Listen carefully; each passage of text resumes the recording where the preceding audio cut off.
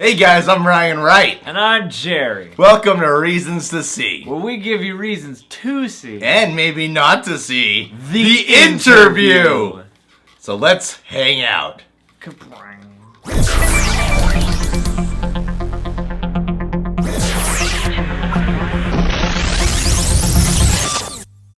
We're wearing beanies today because we're cool. It's cold out. I don't know. So we saw this controversial film. Yeah, we did. The most controversial movie America has ever had to deal with. I mean, there are other controversial. There are other controversial films. None that had to be really pulled because a country was threatening to go to war with us. That's true. I can't. There's spoilers too, by the way. If you haven't seen the movie, it's on YouTube. So stop watching our video and go watch it. It's pretty much everywhere. I think it's really cool. Before we hop into the movie, I think it's fucking cool that it's actually got this release because it had all this controversy about it. Then they pulled it out of the theaters and then they were like, we might not do anything with it. And then they put it on YouTube and Xbox and stuff. I'm like thinking they might even make more money. They got all this hype towards it because of all of this stuff. If we were having this conversation last week, it's like because of all this stuff, if they ever release it, it's gonna make, of course, like it's gonna yeah, dude, it's gonna become a cult hit. Like even after watching it, I could totally see how it's gonna be one of those movies that is gonna have a fan base that really does dig it a lot. Maybe. What do you mean maybe? It remains to be seen. Interesting. So we have a Fuck, take two. So we have a little disagreement going on here. Makes for a good show. Yeah. For us to disagree every once in a while. I mean, like, it'll be mentioned in conversation. I don't know if it'll be a cult hit as a movie. It wasn't like it's a great film that got pulled. Yeah. It has like a 50% on Rotten Tomatoes. It's a split audience. And so that's why I think that split of the people who do like it are gonna be like kind of loyal to it and defending it and stuff. It doesn't have the typical characteristics of a cult hit, no. I can see what you're saying. It's like I can see the possibility, but I can't honestly be like, that's gonna be a cult hit. Anyway, enough about that. Let's talk about the actual movie. I thought it was funny. Look, it's funny. It's a comedy. That's all that counted. I think if North Korea actually saw this movie, they would have been like, it's a little fucked up, but it's clearly over the top. Like it's insulting. I mean, it's mean. It is. Like they do kill him by the end of it. Especially if it is such a thing where it's like if Kim Jong-un and the people take him that seriously, like I can imagine they would be horribly offended. But this is one of those things where it's just like I'm not surprised at all, just having seen the trailer. Like if it is North Korea, like, and there's argument over if it even is them for real. I get how if they would have been mad at, because when I saw the trailer the first time, I was like, how did this, like, I'm kind of surprised that they were allowed to make this movie, because what if somebody actually gets mad about this? It has those elements, but I don't think the elements were strong enough in this film. Like, what's the word that people are using for it? Satire kind of comedy? It's not like, and it doesn't really possess that. Yeah, I mean, it's not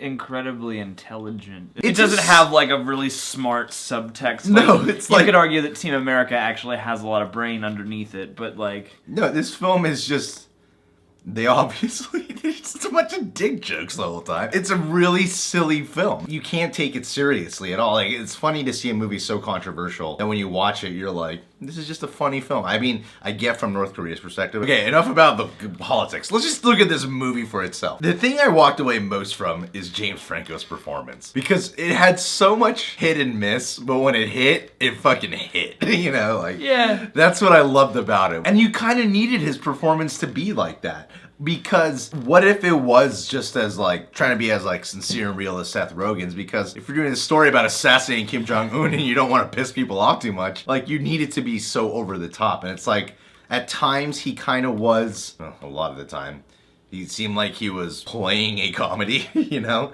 Yeah. But sometimes it really worked. It was really funny sometimes. That's a thing I go back and forth on with this movie for a lot of, not so much the supporting characters, but Seth Rogen and James Franco are really weird to me, because like this movie is full of moments where both of them really work, and it's full of moments where both of them pull me out of the movie with whatever's going on. Because this movie is sort of a tonal Frankenstein's monster, because it's like sometimes they're matched and their relationship makes sense. Then sometimes James Franco is so much more ridiculous than the movie is. Whenever James Franco is away and Seth Rogen's alone, then all of a sudden he's not the straight man anymore and now he's funny. I had trouble believing a lot of things, but in isolated scenes, when it worked, I was still laughing at that stuff. Honestly, to me, it was just a fun comedy. Like, it was nothing more or nothing less. It's just a silly-ass film. And it even felt like with the script and the direction of it, that they were kind of just having a fun time on set, you know? Like, yeah. Sometimes they might have been having more fun than the audience had.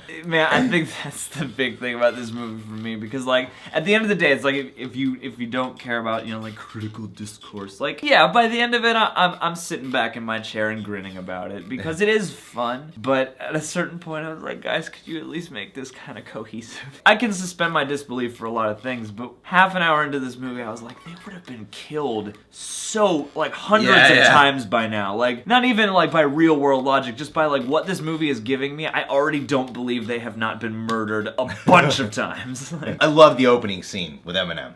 That was fucking hilarious. I was watching that to the point where I was like, man, I hope this is true somehow. I really want this to be a real thing. If anyone knows anything about Eminem, everyone knows that the accusations of him being homophobic. Yeah. And to see him do that role was so fun. He was more real than James Franco ever was in this entire movie. Yeah. Like, he was so committed to the bit. Just the way everyone reacted and how it launched him. Like, I was so glad that he was on board to do that part of the movie. Yeah, it's like that scene worked out because it seemed like James Franco was so over the top, but Eminem seemed like so intent on just letting people know what's going on with him, to the point where even though he was pretty real about it, like, it came across as still absurd. And when that moment comes out, when he says he's gay, I had the same reaction as the characters. I was like, wait a minute, did I hear that right? And then immediately when I'm thinking, did I hear that right? It cuts to them in the control room being like, wait a minute, what did he just say? Like, I think because of such a really funny opening scene, that's why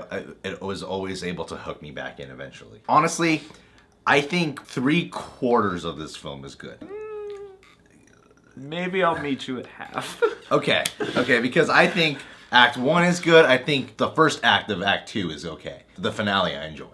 I feel like every other scene is good and every other scene is not good. The guy who plays Kim Jong-un. I thought he was great. Yeah, no, he was great. I mean, really sometimes good. his dialogue kind of just was like typical comedy crap to me, like the slang and the stuff. Yeah. That shit honestly annoys me whenever I hear it now. It annoys me, and this movie actually, like, this movie got that balance for me, I think, as good as any movie will, because it was like, he was so good at selling those lines, so that while I was like, I was still like, well, I kind of believe it coming out of your mouth. The dude turned it into a character. Yeah. He didn't, like, actually, you know, just go on set and do a fucking impression of the guy. Yeah. Like, he made it a full-on character, you know, a spoiled child in a grown man's body and stuff. You know, like, I thought it was kind of smart how they had James Franco's character and having Kim Jong-un, like, having them bond with, like, their childhood past and stuff and their personalities and everything. Like, I thought that was kind of clever because it makes sense. Yeah, like, it made sense, and it made the story more interesting when things played out. Like, when it came time for the interview, you know, you think it's just gonna be something typical where he goes in there and he fucking rocks it. But then he gets the puppy.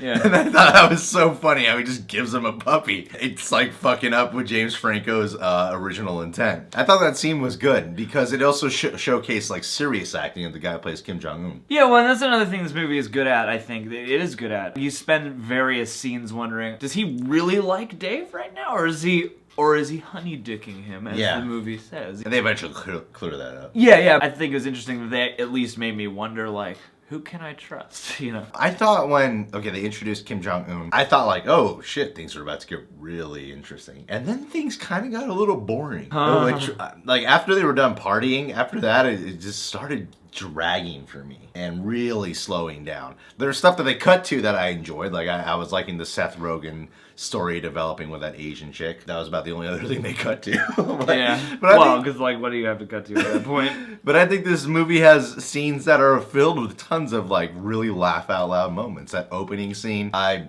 loved all the Lord of the Rings references. I thought they were all really funny. I chuckled, like, I had like 5 or 6 laugh out loud moments, but like... Oh, I had a lot. I was amused most of the time. That's fair to say. It's like kind of being being at a party and listening to your friend tell an absurd story that's kind of too long. So like occasionally you're like, that's good, okay.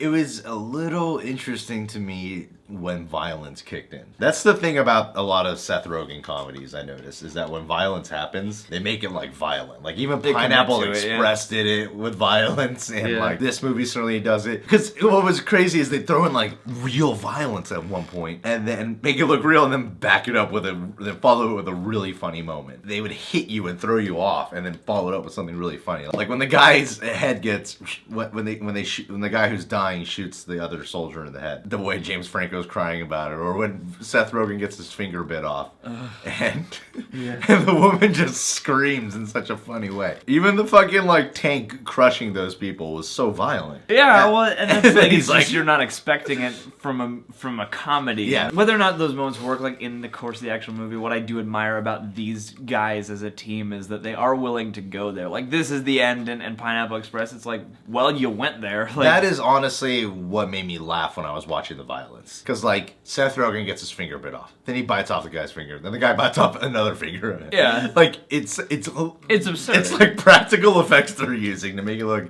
rather real. At the end of the day, it's like it's a little ridiculous, and it's something that like Family Guy would even do. Yeah. But you know, because it's real life, it's a little bit more disturbing. Well, yeah, and I think their heart's in the right place with those jokes and why they're funny. This movie is sort of full of things that I just wish had been handled more cohesively. There are a lot of things that I think on their own are funny, and I even appreciate a lot of the characters on their own. It's like, thinking back on it, it's like, oh, you just want to give James Franco a big hug. But at the same time, like, just watching them play out as a movie, it doesn't ever But I kind of, like, I like actually how it felt uneven. I felt like there was a life to it still.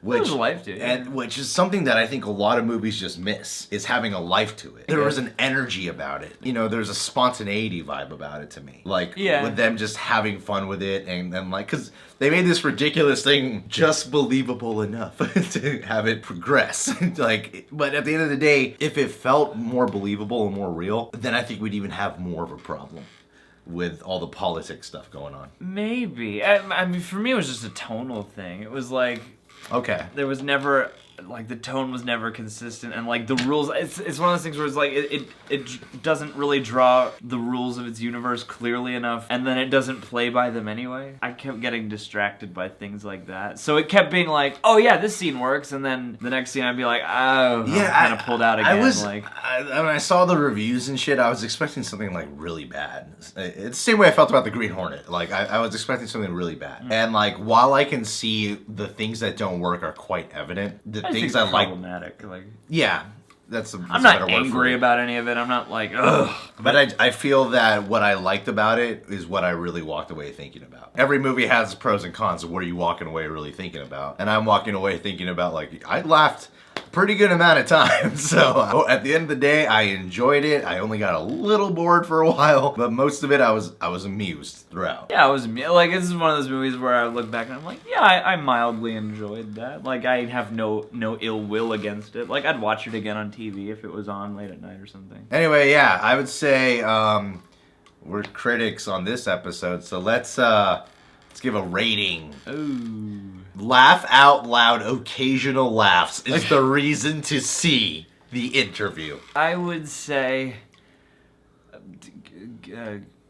curiosity is the reason to see the interview. And like, if you like these guys, like, because if you don't like them, you're not gonna like this movie. Well, thank you guys for listening to us. If you're new to the channel, you can subscribe to The Real Rejects, and you can check out Jerry's playlist, Reasons to Jerry, where he does his little solo reviews. And you could also check out my playlist of my movie reviews. Yeah. But then you could check out more Reasons to See if you want to see more of us talking together. But if you want to see a trailer reaction review show, then you could click on that playlist too. We have short films and sketches, and we have a lot of hot girls come on the channel, and we're doing good. Yeah, seems like. Happy holidays. Happy Honda days.